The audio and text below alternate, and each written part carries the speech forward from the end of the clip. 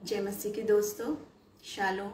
यीशु मसीह के नाम में आप सबको हमारी तरफ से शुभकामनाएं और परमेश्वर का धन्यवाद करेंगे कि प्रभु ने ये मौका दिया कि आज हम फिर से उसके एक नाम में इकट्ठे हैं, परमेश्वर के वचन में से कुछ गहरी बातों पर चर्चा करने के लिए।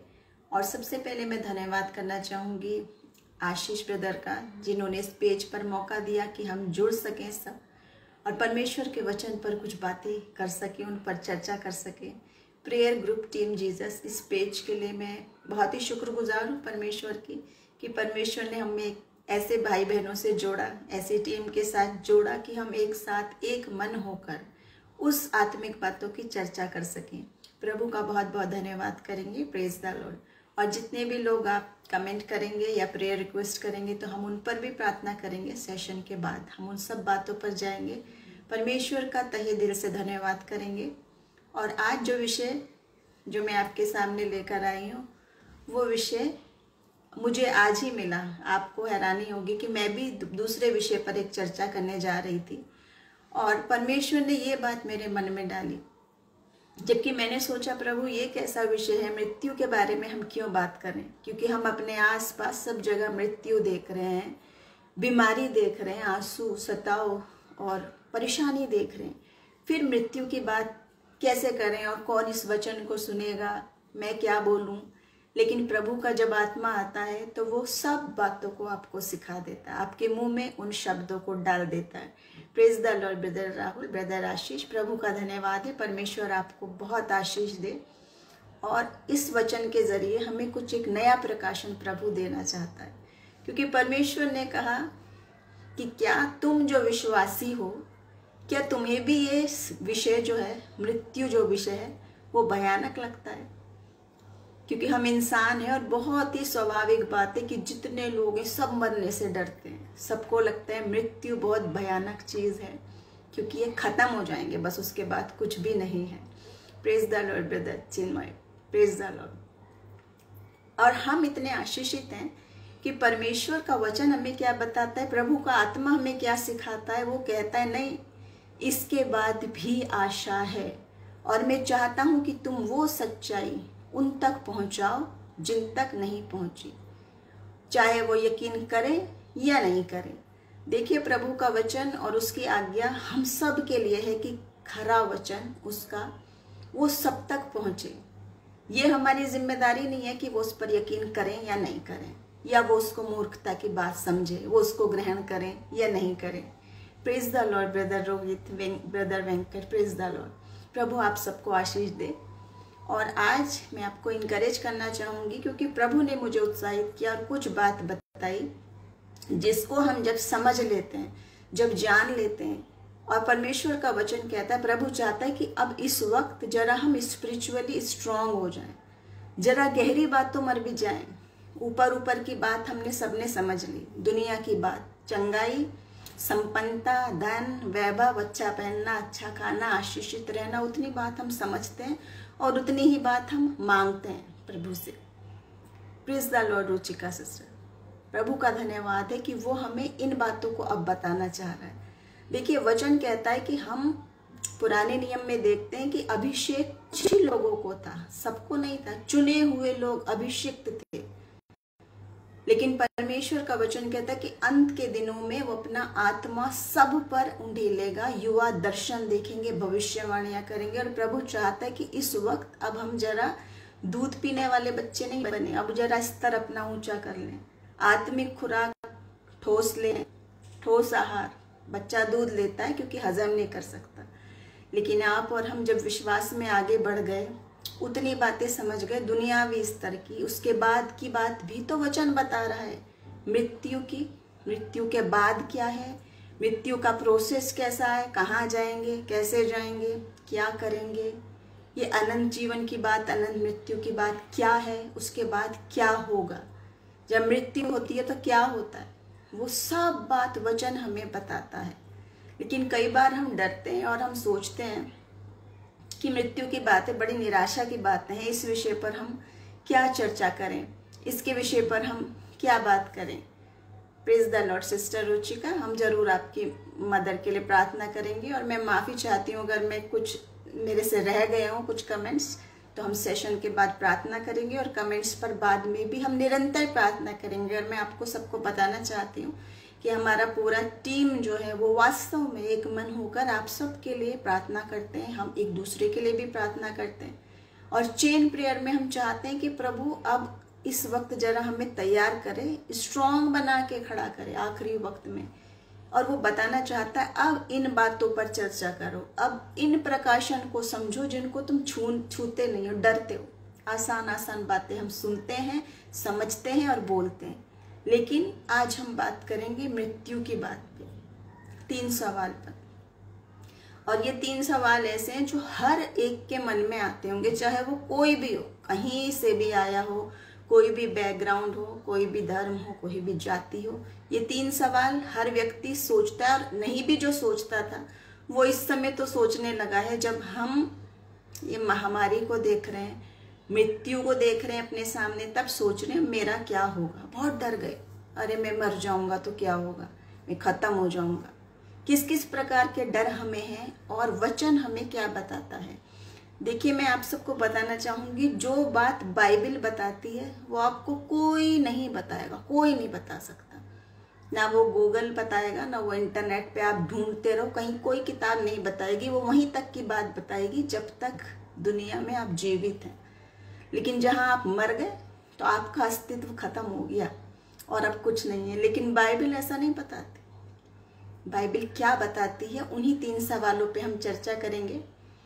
और जो तीसरा सवाल है कि अब मृत्यु के बाद क्या होगा, हम कहाँ आए पहला, कहाँ जाएंगे और मृत्यु के बाद क्या होगा, वो तीसरा सवाल तक जाने से पहले हमें पहले 2 सवाल समझने बहुत जरूरी हैं। सबोपदेशक की पुस्तक में हम देखते हैं, ये लिखा है कि मिट्टी तो ज्यों की त्यों मिट्टी में मिल जाएगी, लेकिन आत्मा, प्राण जो है वो उस ही परमेश्वर के पास जाएगा जिसने उसको भेजा है, जिसने उसको रचा है। और आप और मैं सब जानते, देखिए मैं इस समय बहुत कठिन तरीके से थियोलॉजिकल वे में नहीं बताऊंगी, बहुत आसान तरीके से बताऊंगी, क्योंकि ये मेरे संपर्क में बहुत सारे टीनेजर्स जो हैं, जिनके परिवार के जन और अच्छे बिलीवर विश्वासी लोग जो उठाए गए प्रभु के पास चले गए, वो सवाल पूछ रहे हैं ऐसा क्यों। क्योंकि वो पापी नहीं, वो विश्वासी लोग हैं, लेकिन प्रभु की उसके पीछे भी आशा है, उसके पीछे भी आशीष है, उसके बाद भी बातें हैं। उसी पर हम चर्चा करेंगे। तो हम सब जानते हैं, सृष्टि के प्रारंभ में परमेश्वर ने जब मनुष्य की रचना की, उसको मिट्टी से बनाया, अपने हाथों से बनाया, अपने स्वरूप में बनाया और उसके नथुनों में अपना सांस फूका, अपना सांस फूका है उसने। जिस सांस के लिए आज हम परेशान हैं, ऑक्सीजन नहीं मिल रही, कहाँ है सांस, वो सांस है प्रभु का जो उसने स्वयं फूका था हमारे में, वो सांस।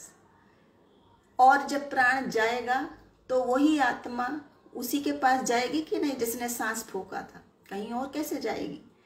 वचन क्या कह रहा है, जहां से आई, जिस परमेश्वर ने दिया है, मिट्टी तो ज्यों की त्यों वहीं रह जाएगी, क्योंकि मिट्टी से बनाया था आदम को, मिट्टी वहीं रह जाएगी। लेकिन जो सांस फूका था, प्राण, वो उसी के पास जाएगा जो हमारा सृष्टि करता है, जो हमें प्राण देने वाला परमेश्वर है। और अय्यूब के समान हम कहें, हाँ ब्रदर संजीत, हम आपके लिए प्रार्थना करेंगे, फाइनेंशियल प्रॉब्लम, फैमिली हेल्थ, सब बातों के लिए हम प्रार्थना करेंगे। तो हमारा प्राण कहाँ जाएगा, परमेश्वर के पास जाएगा। लेकिन उससे पहले हम डरे हुए क्यों हैं। निश्चित बात है, मैं भी डरी हूँ, आप भी डरे, हम इंसान हैं, हम डरेंगे, बहुत डरते हैं। वायरस आ गया, मैं मर गया तो क्या होगा, वो मर गया तो क्या हो गया। एक तो बात है केयर की बात की, हम सोचते हैं मेरे प्रियजन मेरे पीछे अनाथ छूट जाएगा, क्या होगा। लेकिन एक बात है आत्मिक डर, आत्मिक डर। वचन बार बार कहता है मत डर मत डर, लेकिन कुछ बातों में वचन कहता है कि डर। कुछ बातों के लिए डरना भी है कि मरने के बाद वाकई में क्या हमेशा की जिंदगी पा रहा हूं या हमेशा की मौत पा रहा हूं, क्या पा रहा हूं मैं, उस बात से जुड़ेंगे। तो इन सवालों पर हम जब चर्चा करेंगे, वचन हमें बताता है कि आपकी और मेरे पास तब भी आशा है जहां सबकी आशा खत्म हो गई। दुनिया ने समझा मृत्यु हो गई, खत्म हो गया, अस्तित्व खत्म हो गया, अब कुछ नहीं है। लेकिन वचन कह रहा है, यीशु मसीह कह रहा है कि नहीं, खत्म नहीं हुआ, मैं तुम्हें जीवन देने आया हूं, और बहुतायत का जीवन, अनंत जीवन जिसका कभी अंत नहीं, कभी अंत नहीं है, उस जीवन को पाने के लिए क्या करेंगे आप, उन सब सवालों पे हम चर्चा करेंगे। मृत्यु क्या है, मरने का प्रोसेस क्या है, जाओगे कहाँ जाओगे, कैसे जाओगे। वचन में कोई भी इसमें एक बात मिलावटी बात मेरी खुद की सोच नहीं है, किसी की गवाही नहीं है, विजन नहीं है, क्योंकि हो सकता है बहुत सारे लोग उस पर यकीन ना करें। लेकिन वचन वो है जिसमें आप एक बिंदी ना बढ़ा सकते हो ना घटा सकते हो, उसको एडिट नहीं कर सकते। वो वचन प्रभु का वचन है और वो टल नहीं सकता। आसमान और जमीन टल जाए, वो वचन नहीं टल सकता, क्योंकि आप और मैं जान रहे हैं हर किताब में पहले घटना होती है, उसको बाद में उस किताब में लिखा होता है। लेकिन बाइबल में पहले लिखा है, उसके बाद वो सब घटनाएं हो रही हैं। आप जो नहीं जानते जरा चेक कर लें, science, history, news, discovery channel, सब चीज़ देखो मिला के कि बाइबल में कब से लिखा है और वो सब आज घटित हो रहा है। और उसी विषय पर मैं आऊँगी कि मृत्यु के बारे में भी, क्योंकि पहले से लिखा है। और निश्चित बात है, ऐसा तो नहीं हो सकता कि आप और हम सोचे कि अब हम विश्वासी हैं तो हम कभी भी नहीं मरेंगे। इस दुनिया में तो मरना है, लेकिन उसके बाद विश्वासी वास्तव में कभी भी नहीं मरेगा। वचन क्या बताता है, देखिए मैं आपके सामने पढ़ना चाहूंगी। इब्रानियों उसका 2 अध्याय 14 से 15 वचन। यहाँ इस प्रकार लिखा है, इसलिए जबकि लड़के मांस और लहू के भागी हैं तो वो आप भी उनके साथ सहभागी हो गया यीशु मसीह के बारे में, ताकि मृत्यु के द्वारा उसे जिस मृत्यु पर शक्ति मिली थी अर्थात शैतान को निकम्मा कर दे, और जितने मृत्यु के भय के मारे जीवन भर दासत्व में फंसे थे उन्हें छुड़ा ले। ये जीवन भर मृत्यु के भय से दासत्व में कौन है, आप और मैं भी हैं। कितना भी बड़ा दिलेर हो, पहलवान हो, कितना भी बड़ा हीरो हो, चाहे मॉडल हो, चाहे सिंगर हो, कितना धनवान हो, कितना बुद्धिमान हो, कितना सुंदर हो और कितना बलवान हो, लेकिन जब बात मृत्यु की आती है यहाँ सब डर जाते हैं और सोचते हैं अब मैं खत्म, मर जाऊंगा तो मेरा अस्तित्व तो शायद खत्म है, खत्म हो जाऊंगा। अभी जो मैं हूँ, सोच रहा हूँ, समझ रहा हूँ, बोल रहा हूँ, क्या ये खत्म हो जाएगा? देखिए बाइबल जवाब देगी, हर बात का जवाब देगी बाइबल, जिसका जवाब गूगल के पास नहीं है। आप और मैं, हम देखते हैं ये सारी बातें, जिन जिन बातों से हम डरते हैं उन सब बातों पर हम आज चर्चा करेंगे वचन में से, कि प्रभु का वचन कुछ बातों के लिए कहता है मत डर, मत डर, मत डर, मत डर, मैं तेरे साथ हूँ। लेकिन कुछ बातों के लिए वो कह रहा है कि इन बातों से डरो। जब अपना देख लो कि क्या बात है, क्या क्या बात है। पहली बात, मृत्यु का प्रोसेस, मैं मरूंगा, मेरा सांस जब जाएगा मैं क्या करूंगा, मैं कहाँ जाऊंगा, कैसे होगा। विश्वासी की बात क्या है और अविश्वासी की क्या है, देख लीजिए। विश्वासी की बताऊंगी पहले, क्योंकि बाइबल हमें प्रॉमिस कर रही है। अगर आपने नहीं पढ़ी है तो पढ़ लीजिए, सबके लिए है, मुफ्त में है, कोई इस पर टैक्स नहीं लगा सकता। प्रभु का वचन सबके लिए है, अनंत जीवन सबके लिए है, स्वर्ग सबके लिए है, यीशु मसीह की मोहब्बत सबके लिए एक सी, बड़ी छोटी नहीं है, बहुत आयत के साथ सबके लिए है। तो आपने चक्के नहीं देखा, डर लग रहा है मृत्यु से, या आपका प्रियजन मर गया, तो जरा देखें मरने के बाद क्या बता रहा वचन। भजन संहिता 23 और उसका 4था वचन, चाहे मैं घोर अंधकार से भरी हुई तराई में होकर, मृत्यु की वादियों में होकर जाऊं तो भी हानि से नहीं डरूंगा। क्या बात है ये, मृत्यु की वादी में जाऊं तो मैं हानि से नहीं डरूंगा, क्योंकि तू मेरे साथ रहता है, तेरे सोंटे और तेरी लाठी से मुझे शांति मिलती है।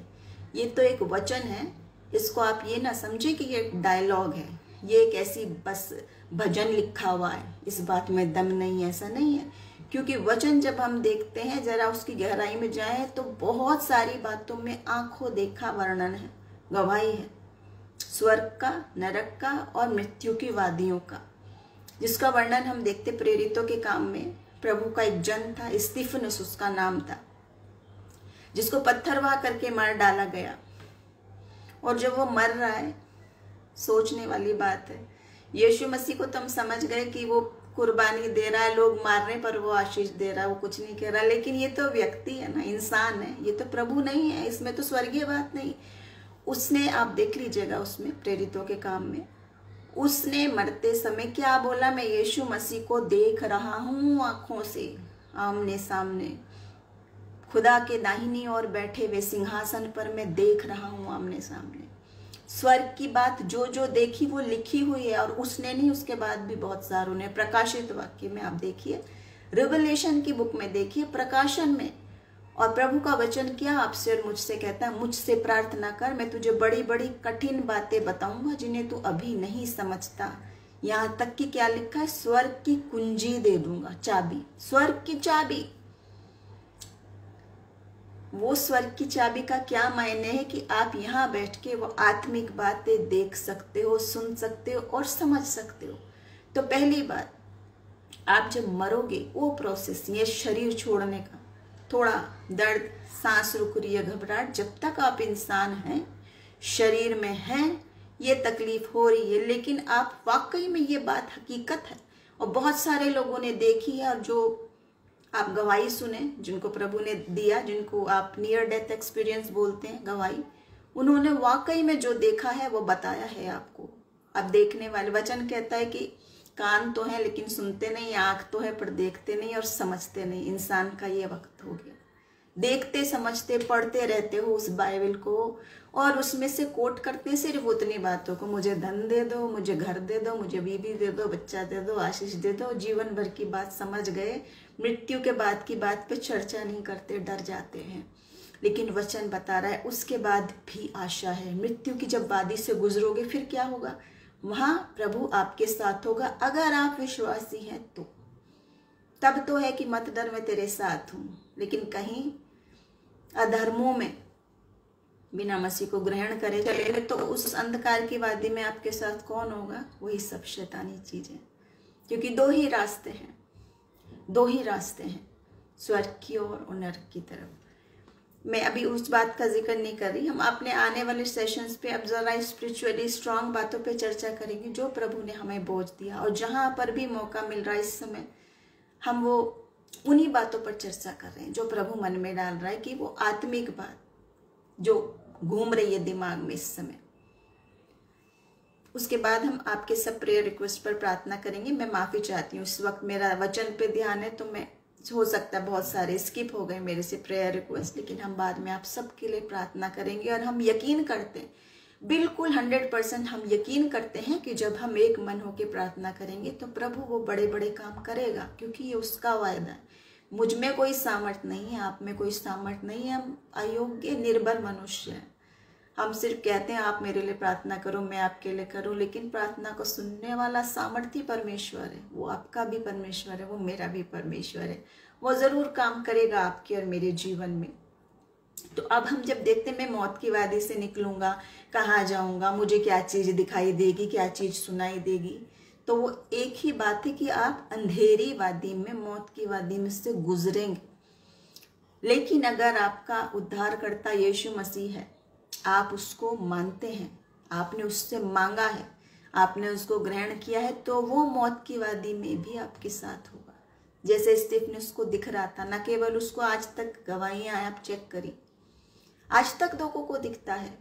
मैंने तो अपने बहुत करीबी लोगों को देखा और सुना भी है कि वो बहुत पहले से बोल रहे कि यीशु मसीह है, वो लेने आ रहा है, ये जा रहा है। अब ये कोई हवाई बातें नहीं है, देखिए आत्मिक बातें हैं, चक्के देखें और परख के देखें। तो मृत्यु के वादी में वो हमारे साथ होगा, वो हमें नहीं छोड़ेगा। जो शुरुआत है वचन की, ये हुआ मेरा चरवाहा है, वो चरवाहा है, शेपर्ड है, हरी चराई में ले जाता है सब कुछ, ठीक है। हरी चराई में तक तो वो आपके साथ है, आप समझ गए। लेकिन बड़ी बात है कि मौत की वादी में है साथ में कि नहीं है। अगर आपने उसको ग्रहण नहीं किया है तो इन बातों को फिर से देखें, ध्यान करें कि वचन हमें क्या क्या बता रहा है। दूसरा सवाल है कि जब मैं मरूंगा, खत्म हो जाऊंगा, मेरा अस्तित्व खत्म हो जाएगा, खत्म, कहाँ जाऊंगा, क्या होगा, कोई नहीं जानेगा कौन हो आप, कितने पढ़े लिखे हो, कितने खूबसूरत हो, बलवान हो, कितने पैसे वाले, कितने कोठी बंगला है। 2 दिन याद करेंगे इंसान, भूल जाएंगे, वो आपकी पीढ़ी भी भूल जाएगी, आपके पोते पोती 2-3 जनरेशन ही तो याद करेगी आपको। उसके बाद आप कौन से खेत की मूली हो ये कौन जानता था। आप ऐसा सोचते हैं कि मेरा एग्जिस्टेंस ही खत्म हो जाएगा, लेकिन नहीं। वचन क्या कहता है, देखिए यूहन्ना 11 अध्याय 25 से 26 वचन। यीशु ने उससे कहा, पुनरुत्थान और जीवन मैं ही हूँ, जो कोई मुझ पर विश्वास करता है वो यदि मर भी जाए तो भी जिएगा। मर भी जाए तो भी जिएगा, कहाँ जिएगा? वचन क्या बता रहा है?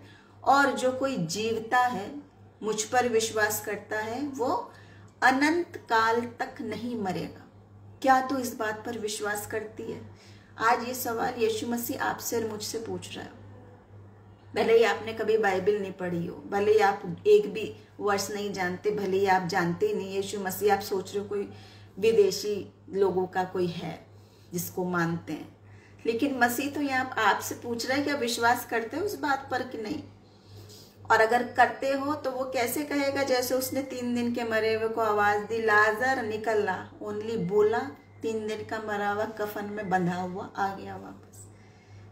देखिए, ये आप सोच रहे हैं कि उस वक्त की बात है, उस वक्त की घटना है, बाइबल में लिखी हुई बात है, पता नहीं हुई थी कि नहीं। तो वचन तो आपको चुनौती दे रहा है, चख के देख ले, परख के देख ले। और मैं भी नहीं कहती आप किसी भी प्रचारक की सुनी हुई बात पर यकीन करें, क्योंकि मैंने भी नहीं किया। मैंने भी चख के देखा है, परख के देखा है। जितने लोग यहाँ जुड़े हुए हैं, ये भाई आशीष हैं, सिस्टर ज्योत्सना, भाई प्रवीण, हम जितने लोग जुड़े हैं, राहुल है, रोहित है, भाई हमारे, क्यों जुड़े हैं? क्योंकि मसीह की मोहब्बत को चख के देखा है। अगर किसी की बोली हुई सुनी हुई बातें होती है ना, तो इधर से सुनते उधर से निकल जाती है। लेकिन जिसको हमने चख के देखा है, ठोक बजा के पहले परखा है, वचन वही कह रहा है, अगर आपको शक है तो चख के देखो, परख के देखो। सुनी सुनाई बातों पर यकीन करने को नहीं कहता, प्रभु कहता है मुझे चख के देखो, क्योंकि वो भला परमेश्वर है। तो जब हम मसीह के साथ आते, हमारे लिए कितने आनंद की बात है। गुड न्यूज है क्या? जो मसीह पर विश्वास करेगा वो कभी नहीं मरेगा, क्योंकि पुनरुत्थान और जीवन यीशु मसीह है। मैं उस बात पर आऊंगी अभी। जो लोग सोच रहे हैं कि मेरा प्रियजन चला गया, आप और मैं भी बहुत हैरान हुए। मेरे भी बहुत जानने वाले प्रभु के जन, मिनिस्ट्री वाले, अच्छे विश्वासी, और कोरोना काल में चले गए। और हम सोचने लगे ऐसे कैसे प्रभु, ऐसा कैसे, इनको क्यों नहीं ठीक किया, ये कैसे चले गए, ये कैसे खत्म हो गए? तो क्या वो खत्म हुए? नहीं, क्योंकि जो उस पर विश्वास करेगा वो अनंत काल तक नहीं मरेगा। और कहाँ रहेगा, उसकी बात आगे मैं चर्चा करूंगी। इससे पहले मैं एक गवाही बताना चाहूंगी, जो है D.L. मूडी करके एक प्रभु के जन थे, जिनका नाम था D.L. मूडी। और वो उन्होंने एक बार एक बात बोली थी कि किसी दिन मैं मर जाऊंगा और आप मेरी खबर सुनो, चर्चा सुनो कि वो व्यक्ति मर गया है, तो यकीन मत करना, क्योंकि मैं यीशु मसीह का विश्वासी हूं, और जो उस पर विश्वास करेगा वो अनंत काल तक नहीं मरेगा। और मैं उसका विश्वासी हूं, इसलिए यहाँ दुनिया में शरीर तो मेरा मर गया है, लेकिन मैं प्रभु के साथ जीवित हूं, हमेशा हमेशा के लिए जीवित हूं। हाँ जी, प्रार्थना करेंगे ब्रदर जेम्स दास, हम आपकी बेटी के लिए जो रो रही है और नहीं समझ में आ रहा, हम प्रार्थना करेंगे उसके लिए, सब बातों के लिए प्रार्थना करेंगे। वचन के बाद हम सब विषय पर प्रार्थना करेंगे। तीसरी बात है, हमारा शरीर जब मर जाएगा तो हम जीवित कैसे रहेंगे, है ना? आपका मेरा सवाल। उतनी बुद्धि है तो उतना ही लॉजिक होता है इंसान का, कि जब हम मर गए, हमारी बॉडी या तो जला देते हैं या दफना देते हैं या ख़त्म हो जाती है बीमारी से, और वो ख़त्म हो गया तो अब मैं जीवित कैसे रहूँगा? देखिए, उसका भी हर बात का सवाल का जवाब क्योंकि वचन में है। तो देखिए, जब हमारी शरीर ख़त्म हो गया, दफन हो गया, तो जीवित कैसे हैं? वचन क्या बता रहा है? कौन सी शरीर की बात बता रहा है? फिलिपियो 3 उसकी 21वें वचन में हम देखेंगे, लिखा है, वो अपनी शक्ति के उस प्रभाव के अनुसार जिसके द्वारा वो सब वस्तुओं को अपने वश में कर सकता है, हमारी दीनहीन देह का रूप बदलकर अपनी महिमा के देह के अनुकूल बना देगा। देह को बदल देगा। आप और मैं नया शरीर पाएंगे, न्यू बॉडी, स्वर्गीय बॉडी, इसकी बात बता रखी है या? और जितना जितना हम गहराई में जाएंगे वचन की, वचन क्या है? प्रभु का वचन बाइबल क्या है? पवित्र आत्मा की प्रेरणा से लिखा गया वचन है, जिसे आत्मा की तलवार कहते हैं। उसको लिखा गया आत्मा की प्रेरणा से है, तो समझने के लिए भी आत्मा की प्रेरणा चाहिए। अगर आत्मा नहीं है, पवित्र आत्मा नहीं है, तो अपना दिमाग लॉजिक लगाओगे, कुछ समझ में नहीं आएगा, क्योंकि आप इंसान हो। अपनी बुद्धि समझ से नहीं, आत्मिक आंखें खोलो, आत्मिक कान खोलो, तब ये सब बातें समझ में आएंगी। जो गिफ्ट आपके सामने रखा हुआ है, आप खोल ही नहीं रहे, यूज ही नहीं कर रहे, जंक लग रहा है उस तलवार में। और जब आ गया वायरस सामने, जब आ गई मृत्यु सामने, और जब घबराने लगे, हाथ पैर छोड़ने लगे, तब क्या सोचने लगे, ये तो मैंने नहीं पढ़ा था बाइबल में, ये तो मैंने नहीं जाना था। क्यों नहीं जाना था? क्योंकि उतनी बात को जिंदगी भर रटा है, मुझे धन मिल जाए, पैसा मिल जाए, बीवी बच्चा मिल जाए, तरक्की मिल जाए, ऑफिस में मिल जाए, दुनियावी बात में। आत्मिक आंख कान बंद हो अगर, तो आप विश्वासी नहीं है। फिर वचन कह रहा है बिना पवित्र आत्मा की सामर्थ्य के कैसे विश्वास की बात जानेंगे। तो आज प्रभु का वचन बार बार कह रहा है आत्मिक वरदानों की धुन में रहो, धुन में, सोशल मीडिया, टीवी और यूट्यूब की धुन में नहीं, आत्मिक वरदान की धुन में। और उसकी जब धुन में रहते हैं तो ये बातें तब हम समझते हैं। देखिए 1 कुरिन्थियों 15 अध्याय उसका 51 से 54। देखो मैं तुमसे भेद की बात कहता हूं, सीक्रेट बात है जो प्रभु ओपन कर रहा है आज आपके मेरे सामने, कि हम सब तो नहीं सोएंगे परंतु सब बदल जाएंगे। सब मृत्यु के बाद की बात है, बदल जाएंगे। क्या मतलब है? और ये क्षण भर में, पलक मारते ही, पिछली तुरही फूंकते ही होगा, क्योंकि तुरही फूंकी जाएगी और मुर्दे अविनाशी दशा में उठाए जाएंगे और हम बदल जाएंगे। क्योंकि अवश्य है कि ये नाशमान देह अविनाश को पहन ले और मरणहार देह अमरता को पहन ले। और जब ये नाशमान अविनाश को पहन लेगा और ये मरणहार अमरता को पहन लेगा, तब ये वचन जो लिखा है पूरा हो जाएगा कि जय ने मृत्यु को निगल लिया। मृत्यु पर भी फतेहमंद क्यों होंगे? क्योंकि हमारा उद्धारकर्ता मृत्यु पर फतेहमंद है और उसने वही आशीष, वही बरकत आपको और मुझको भी दी है। और सबसे बड़ी बात, लोग तो नहीं जानते, वो सोच रहे दुनिया खत्म हो जाएगी, हम खत्म हो जाएंगे, या फिर दूसरी बात है हम पता नहीं अगला जन्म लेंगे तो क्या बनेंगे और क्या नहीं बनेंगे। लेकिन बाइबल एकमात्र ऐसी पुस्तक है, एकमात्र, जो आपको इतना डिटेल में हर कुछ बात बताती है। क्यों बताती है? क्योंकि यीशु मसीह ने क्या वायदा किया, मैं तुम्हें अब से दास और दासी नहीं कहता, पुत्र और पुत्री बना लेता हूँ, अपना वारिस बना लेता हूँ, अपना उत्तराधिकारी बना लेता हूँ। और मित्र को जैसे अपनी सब बात बताते हैं, वैसे मैंने वो स्वर्गीय बात सब कुछ तुमको बता दी है। और तो और क्या, मैं जाता हूँ ताकि तुम्हारे लिए जगह तैयार करूं। मेरे पिता के यहाँ बहुत सारे हैं, मकान तैयार कर रहा है वो हमारे लिए। ये वाले बिल्डिंग नहीं, स्वर्गीय, जिसमें आप और मैं रहेंगे अनंत काल तक, कभी खत्म नहीं होने वाला। और क्या करेंगे? देखिए बाइबल बता रही है, शरीर खत्म हो गया, जल गया या दफन हो गया, उसके बाद क्या कह रहा है? नया शरीर की बात कह रहा है। नया शरीर देगा वचन हमें। सब कुछ बाइबल में लिखा है, उनको पढ़ें, उनको समझें, मनन करें, प्रभु बताएगा, उसकी आत्मा आपको बताएगा। यहाँ तक कि वो दर्शनों में आपको दिखाएगा भी। स्वर्ग भी वास्तविक है, नरक भी वास्तविक है। जब आप नया मकान खरीदते हैं, कितनी इच्छा होती है, फोटो डालते रहे तो सब जगह पोस्ट, मेरा मकान, मेरा मकान, मेरा मकान। वहां पर मकान है या नहीं वो बात नहीं सोची, ये तो खत्म हो जाएगा, पता नहीं आज है आप मैं या नहीं।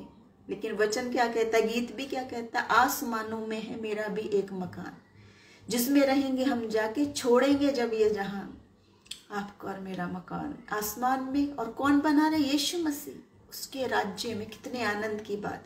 ये कोई हवाई बातें नहीं है, ये कोई कहानी नहीं है, ये कोई परिलोक की बातें नहीं है, फेरी की कहानी जो डिज्नीलैंड की कहानी बच्चे देखते हैं, वो नहीं है। ये फैक्ट है जिंदगी का।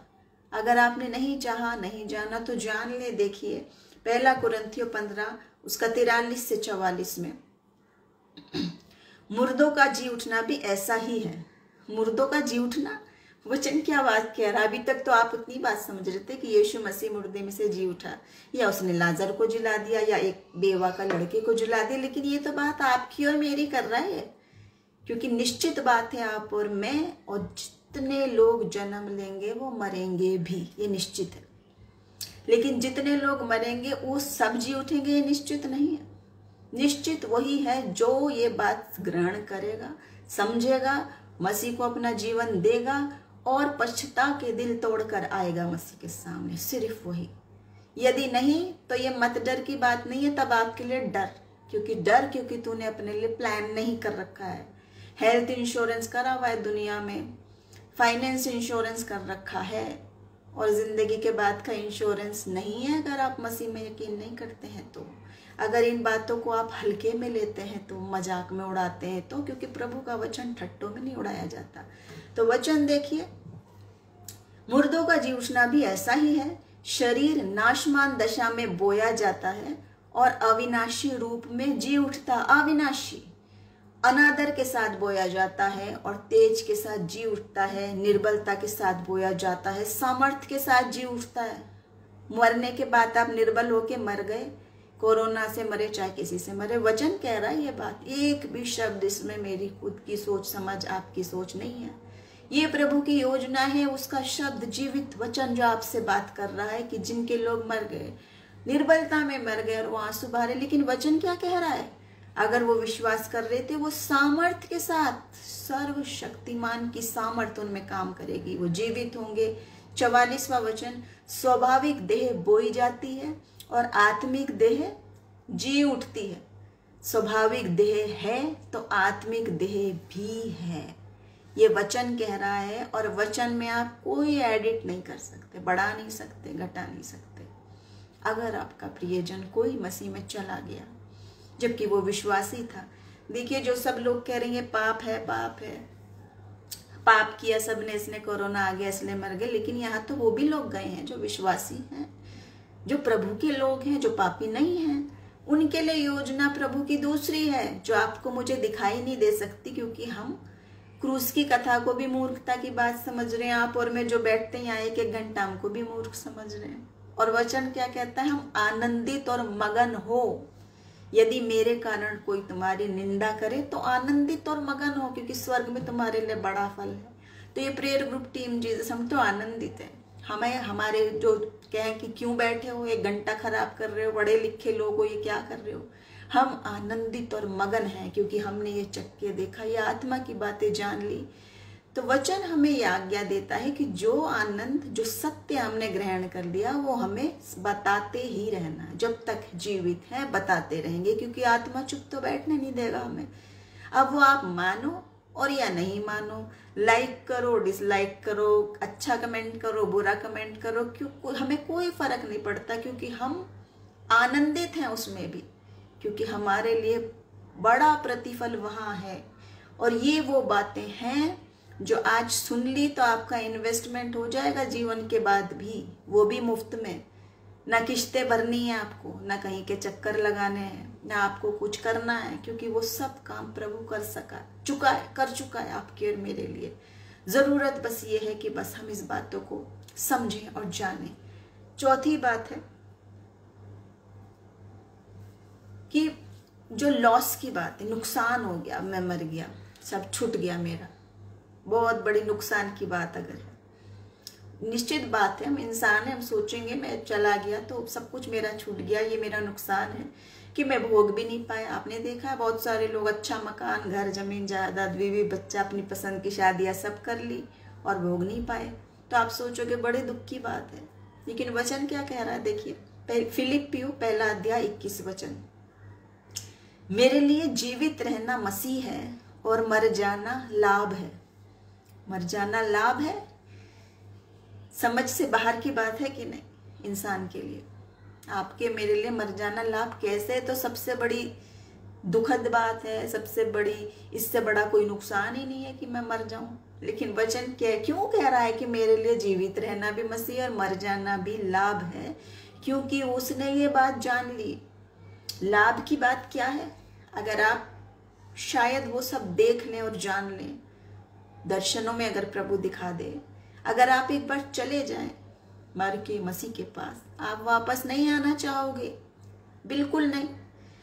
यहाँ दुनिया में सब कुछ एक क्लेश है, सताव है, मेहनत करोगे, रोजी रोटी के लिए पसीने बहाओगे, सब कुछ करोगे, स्ट्रगल से भरी हुई जिंदगी, दुख, दर्द, परेशानी, सताव, ईर्ष्या, नफरत, गुस्सा, सब। लेकिन वहाँ कुछ नहीं है, अनंत जीवन, आंखों से वो हमारे आंसू पोंछ लेगा, न दुख, न दर्द, न पीड़ा, न सताव, कुछ नहीं उसके राज्य में। इससे अगले सेशन में फिर प्रभु मौका देगा तो हम आगे भी बताएंगे उस उस विषय पे बात करेंगे कि ये तो हम मृत्यु की बात कर रहे हैं, इसके बाद स्वर्ग की, नरक की, और उसके बाद जो उठाए जाएंगे वो क्या करेंगे, सब बता रखा है बाइबल में, सब कुछ देखें ध्यान ध्यान से।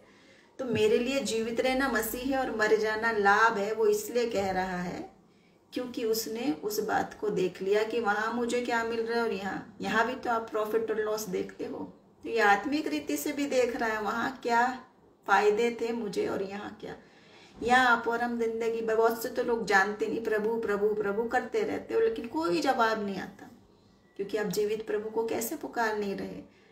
परमेश्वर हमारा जवाब देने वाला है, प्रार्थना करोगे तो जवाब सुनाई देगा, बोलने वाला है, जीवित करने वाला है काम। ऐसा नहीं है वो कहता मैं ऐसा नहीं हूँ, मेरी आंख है तो मैं देखता नहीं, मेरे कान तो हैं पर मुझे सुनाई नहीं देता, ना मेरे हाथ ऐसे छोटे हुए कि मैं उद्धार नहीं कर सकता।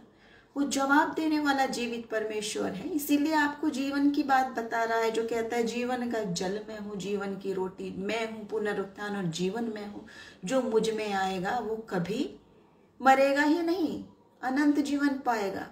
अगर आपने ग्रहण नहीं किया, अगर आपने नहीं समझा, प्रार्थना में जाएं, घुटनों पे जाएं, सीधे डायरेक्ट परमेश्वर से बात करें कि मुझे समझ दो ये वचन समझने की। यकीन नहीं हो रहा मुझे, क्योंकि नहीं होगा इंसान को। ऐसा कैसे हो गया कि मर गया मगर मैं जीवित हूँ, और ये कौन बेवकूफ़ है जो कह रहा है मरना लाभ है। क्योंकि इंसान है, उतनी सीमित बुद्धि है। वचन की बात, क्रूस की कथा भी मूर्खता की लग रही है, लेकिन उसके बाद देखिए, अगर हम सोच रहे हैं कि मेरा ये सब कुछ नुकसान हो गया, तो हम देखें कि ये सब, जैसे पौलुस कह रहा है, मेरे लिए मरना भी लाभ है। इसलिए है क्योंकि आप जब देखेंगे, प्रार्थना करें, तो वो बताएगा आपको वहाँ क्या क्या है आपके लिए रखा हुआ, जिसकी आपने कल्पना भी नहीं की, सोच समझ से परे की बात, स्वर्ग की बात। अगले सेशंस में, अगले जब मिलेगा, हम बाइबल स्टडी में इन्हीं बातों पर चर्चा करेंगे। आज मैं 5वें पॉइंट पर आऊँगी। वो बहुत इम्पॉर्टेंट बात है, एक और डर। अभी तक की बातों का तो डर हमने जो 4 बताए वो सबको होता है वो डर, लेकिन ये जो 5वां डर है ये सबको नहीं होता। वो क्या है? दंड का डर, पनिशमेंट मुझे मिलेगी या नहीं। अगर इस डर के बारे में हम सब सोच लें, ये डर होना जरूरी है। हम चाहते हैं कि हम सबको ये डर हो कि पाप करूंगा, तो वचन ये भी कहता है पाप की मजदूरी मृत्यु है। पाप की मजदूरी मृत्यु है। वो नहीं कहता पाप करते रहो और मैं जीवन ही देता रहूंगा। मौके तो देता रहेगा आपको अवश्य, लेकिन जीवन नहीं। ये चुनाव आपका है। जो लोग ये सवाल पूछते हैं कि प्रभु यीशु मसीह इतनी प्यार वाला है, खुदा इतनी मोहब्बत वाला, अच्छी योजना बनाता है, तो नरक क्यों बना रखा? अच्छा ही बनाना चाहिए था बस सब कुछ। बुरा क्यों बना रखा है? नरक की आग क्यों बना रखी? ऐसी पीड़ा क्यों बना रखी? तो वचन क्या बता रहा है? परमेश्वर ने अपने रिजेक्टेड लोगों के लिए नहीं बना रखी है वो। ये उन लोगों का खुद का चुनाव है कि उन्होंने उस स्वर्ग के रास्ते को, प्रभु की बात को, आशीष की बात को खुद रिजेक्ट करके तो चुना है। ये फोर्स तो नहीं कर रखा प्रभु ने कि आप जाओ और गुनाह ही करते रहो। आपके सामने चुनाव रखा है, जिसको वो बार बार पहले वचन से आखिरी तक बता रहा है, और आखिरी तक कह रहा देख लो, जा और फिर पाप मत करना, मैं भी तुझ में पाप नहीं पाता, जा और फिर पाप मत करना, अब मत करना, अब मत करना। लेकिन अगर आप और मैं उस मोहब्बत को फॉर ग्रांटेड लेने लगे और सोचने लगे कि पता नहीं चलता है दुनिया को, तो ऐसा नहीं है। प्रभु हर एक बात का लेखा जोखा रखता है, हर एक बात का। तो ये जो 5वां डर है दंड का, जितना वास्तविक स्वर्ग है उतना ही वास्तविक नरक भी है। जितनी वास्तविक अनंत जीवन है उतना ही वास्तविक अनंत मृत्यु भी है। और सतर्क हो जाएं और तैयार हो जाएं कि ये दंड अगर पड़ गया आपके हाथ तो आप कभी छूट नहीं सकते। अनंत है वो, जैसे जीवन अनंत है वैसे मृत्यु भी अनंत है। तो जरा चुनाव यहाँ पर कर लें। और रोमियो 8 और 1 बहुत ही आनंद की बात बता रहा है, आशा की बात बता रहा है। सुनिए रोमियो 8 और 1 में क्या लिखा है? अब जो मसीह यीशु में है उस पर दंड की आज्ञा नहीं है। जो यीशु मसीह में है उस पर दंड की आज्ञा नहीं है। क्यों नहीं है? आगे बता रहा है, क्योंकि वे शरीर के अनुसार नहीं वरन आत्मा के अनुसार चलते हैं। जो आप और मैं बैठे हुए हैं, आत्मिक बात कर रहे हैं, जिसको सब मूर्खता की बात समझ रहे हैं, टाइम वेस्ट समझ रहे हैं, सोच रहे हैं अपने काम छोड़ के ये बेवकूफ़ी की बातें क्यों करते रहते हैं यहाँ, उस बात को मसीह कह रहा है, क्योंकि वो लोग शरीर के अनुसार नहीं, आत्मा के अनुसार चलते हैं।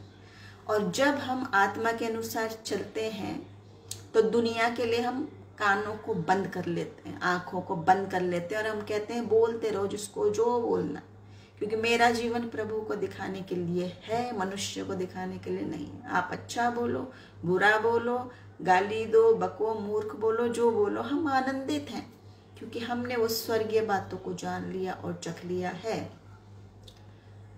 और देखिए इसके बाद, और इस बात को ही स्पष्ट कर रहा पांचवी बात, जो पनिशमेंट की बात है। अभी बताया जो मसीह में है उस पर दंड की आज्ञा नहीं है, लेकिन इब्रानियों 9:27 में लिखा है, मनुष्य के लिए एक बार मरना और उसके बाद न्याय का होना नियुक्त है, निश्चित है, उससे आप बच नहीं सकते। ये जजमेंट होना निश्चित है, उससे आप बच नहीं सकते। इंसान को धोखा दे सकते हो, अपने आप को धोखा दे सकते हो, दुनिया को धोखा दे सकते हो, अपने बीवी बच्चों को, भाई बहन को, मित्र को, बॉयफ्रेंड को, गर्लफ्रेंड को धोखा दे सकते हो। लेकिन ये जो न्याय का दिन नियुक्त है आपके लिए, तो वचन क्या कह रहा है, जो नहीं जानते और प्रभु का आमना सामना होगा वो क्या कहेंगे, मैं कहाँ छुपूं जाके, पहाड़ों मुझ में गिर जाओ, मुझे छुपा लो, मैं कहाँ मुंह दिखाऊं, क्योंकि आपके हर बात को प्रभु का लेखा जोखा है। कितनी ही अंधेरी कोठरी में आपने अकेले किए हो, आप सोचते हो कोई नहीं जानता। डिलीट कर सकते हो फोन को, लैपटॉप को, टीवी को, सबको, लेकिन अपनी जिंदगी के पन्नों को आप कैसे डिलीट करोगे, जो वचन कह रहा है तेरे हर दिन मेरी पुस्तक में लिखे हैं, गर्भ में रचे जाने से पहले लिखे हैं, और जीवन की पुस्तक में आपका नाम है कि नहीं है। वचन पूछ रहा है जीवन की पुस्तक में नाम है कि नहीं। तो ये पांचवा जो डर है, ये डर होना जरूरी है, और प्रभु कभी नहीं चाहता कि वो डरा डरा के आपको लाए। देखिए आप जानते हैं, प्रिंसिपल नहीं चाहता, टीचर नहीं चाहता, माँ बाप भी नहीं चाहता अपने बच्चों को कि मैं मार मार के डांट डांट के कहूँ तब वो मेरी बात माने। आप और मैं, हम सब जानते हैं बच्चों को कितनी मोहब्बत से, प्यार से सिखाते समझाते हैं, और वो मोहब्बत का रिश्ता होता है, वो डर का रिश्ता नहीं होता। ये डर का रिश्ता उसके लिए होता है जो चोरी करता है, ये डर का रिश्ता उसके लिए होता है जो धोखा देता है अपने माँ बाप को, टीचर को, सबको, और वो सोचता है मेरे गुप्त पापों का कुछ लेखा जोखा नहीं है।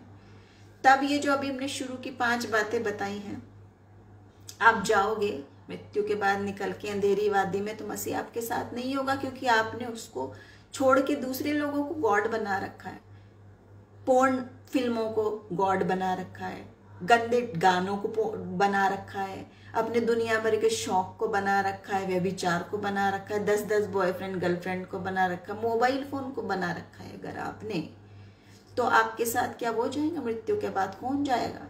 क्योंकि वो अच्छा चरवाहा आपने नहीं ग्रहण किया, तो वो क्यों आएगा मौत की वादी में आपको बचाने, जिसको आपने ग्रहण नहीं किया, क्योंकि वो आपका खुद का चुनाव है। और ये सारी बातों के बाद छठी बात है जो बहुत स्वाभाविक डर है, खासतौर से माता पिता को। मैं अगर मर गया तो मेरे प्रियजन, मेरे बच्चे, मेरे घर, मेरा परिवार, मेरा पति पत्नी, माँ बाप छूट जाएंगे अकेले। स्वाभाविक डर है, उसके बारे में भी तसल्ली देता है वचन। कोई भी पॉइंट वचन नहीं छोड़ता जो आपके और मेरे मन में चलता है मृत्यु को लेके। देखिए 1 थिस्सलुनीकियों उसका 4 अध्याय 16 से 17 वचन बताता है, क्योंकि प्रभु आप ही स्वर्ग से उतरेगा, उस समय ललकार और प्रधान दूत का शब्द सुनाई देगा, और परमेश्वर की तुरही फूंकी जाएगी, और जो मसीह में मरे हैं, देखिए ध्यान दीजिए, जो मसीह में मरे हैं, जो विश्वासी हैं, यानी कि वे पहले जी उठेंगे। जो मसीह में मरे हैं वे पहले जी उठेंगे, तब हम जो जीवित बचे रहेंगे उनके साथ बादलों पर उठा लिए जाएंगे कि हवा में प्रभु से मिले, और इस रीति हम यानी हम सब सदा प्रभु के साथ रहेंगे। वायदा देखो मसीह का, मोहब्बत देखो मसीह की, कितनी फिक्र प्रभु को है, कितना वो जानता है कि मैं इनको इनके प्रियजनों से अलग करूंगा तो क्या होगा। जो मसीह में पहले उठा लिए गए वो भी, जो जीवित हैं वो भी, जितने विश्वासी हैं सब साथ उठा लिए जाएंगे, सब साथ। और उसके बाद अच्छी बात क्या है कि हम अपने प्रियजनों से मिलेंगे। यह आशा कौन दे सकता है आपको? कोई भी नहीं। मुझे आप बता दो, कोई नहीं दे सकता। क्योंकि दुनिया की रीति से, बुद्धि से, तर्क से, विज्ञान से, साइंस से, किसी चीज से आप देख लो, कोई किताब आपको ये वायदा नहीं देती। सिर्फ यीशु मसीह की जो मर गया, आप उससे फिर मिल सकते हो। और उसने ऐसा क्यों योजना बनाई है कि आप जितनों को छोड़ के गए उनका दुख कम हो, ताकि जो छूट गए थे वो मिले आपसे। और ऐसी मेरे पास कितनी गवाहियाँ हैं, इतनी गवाहियाँ हैं कि मेरे पास सेशन कम पड़ जाएंगे अगर मैं बताऊं, जहाँ लोगों ने किस किस को देखा और किससे मिले। और सबसे आनंद की बात क्या है, जो वचन बताता है कि जब हम मर गए और उठा लिए गए, तो ऐसा नहीं है कि हम कोई सेंसलेस है या सोती भी कोई ऐसी बस आत्मा बन गई, नहीं। पूरी बुद्धि, समझ, ज्ञान, तर्क, वितर्क सब कुछ है वहाँ बात। क्योंकि हम उनको मिल रहे हैं, हम उनको पहचान रहे हैं, हम प्रभु को देख रहे हैं, हम स्वर्ग और नरक की बातों को देख रहे हैं। वचन बता रहे हैं जब हम डिटेल में जाएंगे। और इसी विषय पर हम आने वाले दिनों में चर्चा करेंगे, इन्हीं आत्मिक बातों को और गहराई से। ये प्रकाशन जो प्रभु चाहता है इस वक्त आप और मैं जाने और सब तक पहुंचाएं, कि हम मसीह को जब दोबारा देखने की बात कह रहे हैं कि हम सब उठा लिए जाएंगे, ताकि हमें दुख ना हो कि हम यहाँ गए या हमारे बच्चे वाले छूट गए। जिनकी चिंता प्रभु करता है उनको नहीं छोड़ता। वचन कहता है जवान सिंह को तो घटी होती है, जो प्रभु के खोजियों ने भली वस्तु की घटी नहीं होने देता। और वंश पर आशीष वो ऐसी उंडेलता है कि वो वंश की चिंता रखता है, अनाथों की, विधवा की चिंता रखता है। और हमारे लिए ऐसी योजना क्यों बनाई कि यहाँ पे जो जेनरेशन छूट गई, लेकिन जब हम गए तो वो लोग हमें मिल गए जो हमसे बिछड़ गए थे मृत्यु के दौरान। लेकिन ये योजना सब विश्वासियों के लिए है। आपका सब्सक्रिप्शन जो कहते हैं, मसीह को, उसके वचन को सब्सक्राइब कर रखा है कि नहीं अपने जीवन में? अगर माना हुआ है, स्वीकार किया है, तो ये सारी योजनाएं, प्लान आपकी हैं। नहीं माना है तो आज भी वक्त है, आखिरी सांस तक प्रभु वक्त देता है आपको बार बार। 7वीं बात है अननोन का डर, अनजानी बात का। पता नहीं मैं मर जाऊंगा तो क्या होगा, कहाँ जाऊंगा, क्या करूंगा, कैसे करूंगा, कौन होगा, नहीं होगा, कोई खतरनाक चीज शायद मुझे दिखेगी। जो आज आम तौर पे मृत्यु से संबंध सीधे समझने लगते हैं, भूत प्रेत से, डरावनी बात से। लेकिन विश्वासी के लिए नहीं है वो। अविश्वासी के लिए अलग बातें हैं जिसपे हम अलग चर्चा करेंगे। आज हम इसी विषय पर बने हैं, अननोन की बात जो बताई जा रही है। आनंद की बात यह है कि बाइबल हमें सब कुछ बता रही है। एक भी बात ऐसी नहीं है कि जो प्रभु हमें बिना बताए करेगा। सब कुछ बता रहा है। देखिए, हाँ, बस मसीह का आने का दिन उसने नहीं बताया, क्योंकि ताकि हम तैयार रहें। वो बात ऐसी है कि उसमें है कि यीशु मसीह एग्जैक्टली कब, किस दिन, किस तारीख पे आएगा, वो नहीं बताया गया। यहाँ अननोन की जो बातें मैं बता रही थी, 1 कुरिन्थियों 2 अध्याय 9 वचन, परंतु जैसा लिखा है, जो आंख ने नहीं देखी, जो कान ने नहीं सुनी, और जो बातें मनुष्य के चित्त पर नहीं चढ़ी, वो है जो परमेश्वर ने अपने प्रेम रखने वालों के लिए तैयार की है। आप और मैं जो बैठे हैं, जो प्रभु से प्रेम करते हैं, हमारे लिए क्या बात तैयार की है परमेश्वर ने? जिसको आंख ने नहीं देखी, जिसको कान ने नहीं सुनी, और मनुष्य के चित्त में यानी मनुष्य के दिल में, सोच विचार में भी नहीं आई, वो तैयार की है प्रभु ने आपकी और मेरे लिए। और प्रकाशित वाक्य 21 और उसके 1 से 4 में, फिर मैंने नए आकाश और नई पृथ्वी को देखा। नया आकाश और नई पृथ्वी का वर्णन बता रहा वचन। क्या है ये? क्योंकि पहला आकाश और पहली पृथ्वी जाती रही, समुद्र भी ना रहा। फिर मैंने पवित्र नगर नए यरूशलेम को स्वर्ग पर से परमेश्वर के पास से उतरते देखा, और वो उस दुल्हन के समान थी जो अपने पति के लिए श्रृंगार किए हो। फिर मैंने सिंहासन में से किसी को ऊंचे शब्द से ये कहते सुना कि देख, परमेश्वर का डेरा मनुष्य के बीच में है, वे उनके साथ डेरा करेगा और वे उसके लोग होंगे, और परमेश्वर आप उनके साथ रहेगा और उनका परमेश्वर होगा, और वो उनकी आंखों से आंसू पोंछ डालेगा। इसके बाद मृत्यु ना रहेगी, न शोक, न विलाप, न पीड़ा रहेगी, पहली बातें जाती रहेगी। ये बातें क्या बातें हैं? प्रकाशित वाक्य में हमें ये सब बात भी बताई जा रही है, प्रकाशन दिया जा रहा है। ये क्या बातें हैं जो प्रभु ने तैयार की है? शोक नहीं रहेगा, दुख नहीं रहेगा, पीड़ा नहीं रहेगी। आप जितने लोग हमारे प्रियजन प्रभु में सो गए, आप और मैं जान लें, यदि वो विश्वासी लोग थे, वो प्रभु के साथ हैं। और कैसे हैं? यहाँ जिन बीमारी से थे, जो कष्ट उनको था, जो कमजोरी उनको थी, चाहे कैंसर था, चाहे कोरोना वायरस था, चाहे कोई और ऐब था, लेकिन वहाँ कुछ भी नहीं होगा। परफेक्ट बॉडी, नया जो देह की बात कह रहा है, स्वर्गीय बॉडी की जो बात कह रहा है, वो देगा, आंसू पोंछ देगा। ये सब बात वचन बता रहा है आपको, इस पे ध्यान देने की बातें हैं। ये वो आपको पूरा आश्वासन दे रहा है कि वो ये सब बातें जो हमने सोची भी नहीं होगी। तो आज हर प्राणी जो सवाल कहता है, मैं कहाँ से आया हूँ, वो भी बता दिया हमने अभी इसमें। कहाँ जा रहा हूँ, वो भी बता दिया। और वहाँ जाने के बाद मेरा क्या होगा, मैं क्या करूँगा। जो हमारा सृष्टि करता है वो हमें सब कुछ बताया जा रहा है।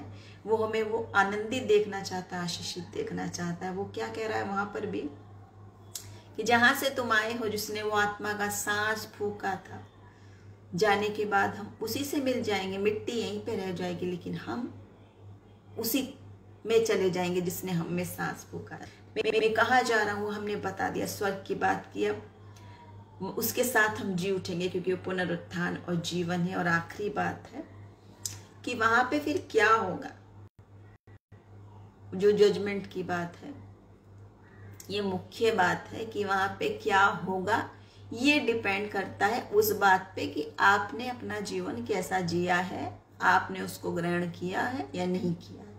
आपके जजमेंट का हर एक का सवाल और जवाब आपके लेखे जोखे के मुताबिक। जरूर है कि मसीह हमारे लिए वो काम कर चुका है, आपको नहीं है जरूरत। हम अपने कर्मों से नहीं, पर उसके फजल से, उसकी दया से वो सब पाते हैं। लेकिन आपने ग्रहण किया उसको, अपने मन तोड़ के पछताव के साथ किया है, या सिर्फ दुनियावी दिखावे के साथ किया है। आज हम अपने आप को चेक करें इस बात पे। क्यों? क्योंकि देखिए इब्रानियों 10 उसके 26 से 27 वचन पे गौर करेंगे। और मैं अधिक समय आपका नहीं लेते हुए मैं प्रार्थना के सेशन में जाऊंगी, क्योंकि सच्चाई की पहचान प्राप्त करने के बाद, इब्रानियों 10 26 27, क्योंकि सच्चाई की पहचान प्राप्त करने के बाद, यानी सच जानने के बाद भी यदि हम जानबूझ के पाप करते रहें, तो पापों के लिए फिर कोई बलिदान बाकी नहीं है। देख लो, जानबूझ के करते रहो तो ये है। हाँ, दंड का एक भयानक बाट जोहना और आग का ज्वलन बाकी है, जो विरोधियों को भस्म कर देगा। ये बात बता रहा है। और प्रभु नहीं चाहता एक भी आत्मा विनाश हो, एक भी आत्मा नाश हो और उस नरक में जाए। लेकिन ये बात भी जाननी उतनी ही जरूरी है जितनी आप उसकी आशीषों को, उसकी चंगाई को, उसके नाम को, अपने धन वैभव और हर अच्छी चीज को चाहते हो। तो ये भी सच है, वचन तो वचन है और वो कड़ा है और सत्य है, उसको आप बदल नहीं सकते हो कि अच्छी अच्छी बातें ले लो और खराब वाली बातें तोड़ लो और मोड़ लो। जैसे हम यहाँ न्यायाधीश से क्या कहते हैं, ऐसा मैंने इसलिए कर दिया, अगर ये होता तो यूं होता, वो होता तो यूं होता। ये यहाँ नहीं चलेगा, यहाँ आपकी वकालत नहीं चल सकती। इसलिए आज अभी भी वक्त है प्रभु, जब तक हमारी सांस चल रही है, अभी भी वक्त है इन सारी बातों को समझने का। जितनी सारी बातें आज परमेश्वर ने हमें बताई है, जैसे यीशु मसीह जब जी उन्होंने कहा कि तुम उस जीवित को मरे हुए में क्यों ढूंढ रही हो, स्वर्गदूत ने कहा था या नहीं? वही सवाल आज परमेश्वर आपसे मुझसे भी कर रहा है। जो हम सोच रहे हैं अपने प्रियजनों की कब्रों पर फूल माला अगरबत्ती धूप बत्ती जलाते रहते और रोते रहते, वो वहां नहीं है। जो विश्वासी हैं, जो प्रभु में उठाए गए हैं, वो वहां नहीं है। वहां उनकी सिर्फ मिट्टी है, लेकिन वो प्रभु के साथ आनंद में है, आशीष में है, जीवित है, जिसकी आप कल्पना भी नहीं कर सकते। और प्रभु भी सोच रहा है तुम उस जीवित को या मरे हुए में क्यों ढूंढ रहे हो, क्यों ढूंढ रहे हो। तो आज प्रभु का वचन आपसे और मुझसे बात करता है।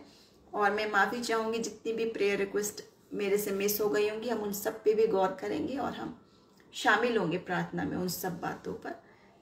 प्रभु आज के वचन के जरिए हम सबको आशीष दे और हमारी बुद्धि समझ को खोले, हमें नया बनाए और हम में से हर एक आत्मा बचाई जाए। जहाँ जहाँ प्रभु का वचन जाता है वो सत्य वचन जाए, और हम जो मसीह में हैं, जो मसीह में सो रहे हैं, जो मसीह में उठाए जा रहे हैं, उनकी मृत्यु का दुख हमें ये है कि वो हमसे जुदा हो गए, उनके पीछे उनका घर द्वार छूट गया, लेकिन वो अब आनंद में है, आशीष में है अगर वो विश्वास में मरे हैं। और आप और मेरे को फिर भी आशा है कि हम उनसे मिलेंगे। ये वो विश्वास है जो सिर्फ बाइबल आपको देती है, बाकी कोई नहीं दे सकता। बाकी सब ये कहते हैं मर गया, खत्म हो गया, अब नहीं मिलेगा कभी भी, और आप जिंदगी भर रोते रहते हो। लेकिन मसीह हमें वहाँ भी आशा देता है, वहाँ भी वो हमारे लिए सोचता है, और वो कहता है कि सब तुम मेरे साथ, क्योंकि मेरे पिता के यहाँ बहुत से मकाने ना होते तो मैं तुमसे कह देता, मैं जगह बनाने जाता हूँ आपके और मेरे लिए। आनंद की बात, आशीष की बात आप और मैं चाहते हैं कि नहीं? मेरा मकान मेरे पास में, तुम्हारा उसके पास में, इसका उसका, हम सब भाई बहन स्वर्ग में उठाए जाएं। आशीषित बात। तो प्रार्थना में जाएंगे। पिता, हम आपका धन्यवाद करते हैं, राजाओं के राजा, प्रभुओं के प्रभु, सामर्थ्य जीवित परमेश्वर, तो कितना दयालु परमेश्वर है और कितना जीवित परमेश्वर है। और इस वचन से हमसे बोलने और बातचीत करने के लिए हम आपका धन्यवाद करते हैं। वो स्वर्गीय बातों को हम पर प्रकट करने के लिए हम आपका धन्यवाद करते हैं। जितने लोग यहाँ जुड़े हैं प्रभु जी, हम आपसे प्रार्थना करते हैं एक एक को अपना आत्मा का अभिषेक बहुत तायत से दीजिए प्रभु जी। और शिकाला बारा वही शासिकता बारा वही, तेरा धन्यवाद करते प्रभु जी। इस समय हम प्रार्थना करते हैं उस एक बच्ची के लिए जो रो रही है और जो बीमारी में है, और एक दूसरे भाई के लिए जिनका कोविड पॉजिटिव है, और जितनी और सारी बातें हैं प्रभु, चाहे वो हमने अभी सुनी या हम बाद में सुनेंगे, लेकिन आप ऐसे परमेश्वर हैं जो हर एक के मन को जानने वाले हैं, चाहे वो बात बोली है, चाहे लिखी है, चाहे नहीं लिखी। प्रभु, आप सब की बात सुनने वाले परमेश्वर हैं, और आपका वचन कहता है कि धर्मी जन पुकारेगा, मैं स्वर्ग से झुककर उसकी सुन लूंगा। और बड़े बड़े काम करने वाले परमेश्वर, जिस यीशु मसीह के नाम में हर बात हाँ और आमीन में पूरी होती है, जो कहता है विश्वास करने वाले के लिए सब कुछ संभव है, सब कुछ संभव है। प्रभु, हम प्रार्थना करते इस समय उन सारी बीमारियों को यीशु मसीह के नाम से, परमेश्वर के पुत्र यीशु नासरी के नाम से निकालते हुए, क्योंकि तेरे कोड़े खाने से हम चंगे होते हैं, और तू कोड़े खा चुका है हमारे लिए। उसी ईमान से हम रिसीव करते हैं उन सारी हीलिंग्स को, सारी ब्लेसिंग्स को। जितने लोग यहाँ जुड़े हैं, जितनों ने प्रार्थना मांगी है, भाई राहुल के लिए, रोहित के लिए, उनके फ्यूचर के लिए, उनके अच्छे करियर के लिए, ब्रदर आशीष के लिए, उनके परिवार के लिए, उनकी मिनिस्ट्री के लिए, और जितने और भाई बहन यहाँ जुड़े हैं जिन्होंने प्रार्थना निवेदन भेजे अपने परिवार जनों के लिए, बस यीशु मसीह के नाम में एक एक जन के लिए मांगते हैं। और हम जानते हैं और चाहते हैं प्रभु, आने वाले दिनों में हम गवाही सुनेंगे, इनके जीवनों में वो काम देखेंगे, क्योंकि हम जिससे मांग रहे हैं वो जीवित परमेश्वर है, वो सामर्थी परमेश्वर है, वो देने वाला परमेश्वर है, वो प्रेम से भरा हुआ परमेश्वर है, वो दया का सागर है। इस समय प्रभु चाहते हैं अपने मनों को खोलकर दीन होकर उसके सम्मुख आए, उसके दर्शन के खोजी, अपने गुनाहों को मांगते हुए, दुनिया को धोखा देते हुए नहीं, अपने आप को धोखा देते हुए नहीं, बल्कि सम्मुख आए, उसके जैसे हैं वैसे हैं। अपने दिलों को खोल के दीन होकर आए, और अपने सारी बातों से पछता के मसीह को फिर से अपने जीवन में स्थान दे, फिर से उसको ग्रहण करें, ताकि हम ये सारी स्वर्गीय बातों को जो आज वो आपको बताना चाहता है, ये वचन जो आपके लिए, क्योंकि प्रभु चाहता है एक भी आत्मा नाश ना हो, आपकी, मेरी, हमारे प्रियजनों की, क्योंकि वो हमारे लिए बहुत तायत का जीवन चाहता है, अनंत जीवन चाहता है। पिता, हम आपसे प्रार्थना करते हैं बच्ची के लिए, बड़ों के लिए, बुढ़ों के लिए, जितने लोग यहाँ जुड़े हैं, जिन्होंने प्रेयर रिक्वेस्ट चंगाई के लिए बोली, परमेश्वर के पुत्र यीशु नासरी के नाम में हर एक बीमारी को निकालते और बाहर करते हैं, और पूर्ण चंगाई मांग लेते हैं मसीह यीशु के नाम में। प्रभु जी, इनके सारे रोगों को तो दूर करके पूरी तरह से मसीह यीशु तेरे पाक लहू में छिपाते हैं, तेरे लहू का बड़ा लगाते हैं, तेरे दूतों की छावनी बिछाते हैं। प्रभु जी, इनके आने जाने, उठने बैठने में आप रक्षा करिए। जितने लोग इन्फेक्टेड है उनको चंगाई दे, जितने नहीं है उनको पूरा प्रोटेक्शन दीजिए प्रभु जी। और आत्मिक रीति से भी और दुनियावी रीति से भी प्रभु जी आपके हाथों में सौंप देते हैं। तो हमारे साथ है हमारा अच्छा चरवाहा, जो कभी नहीं छोड़ता, जो कभी नहीं त्यागता, हमें संभालने वाले परमेश्वर, आपका धन्यवाद है।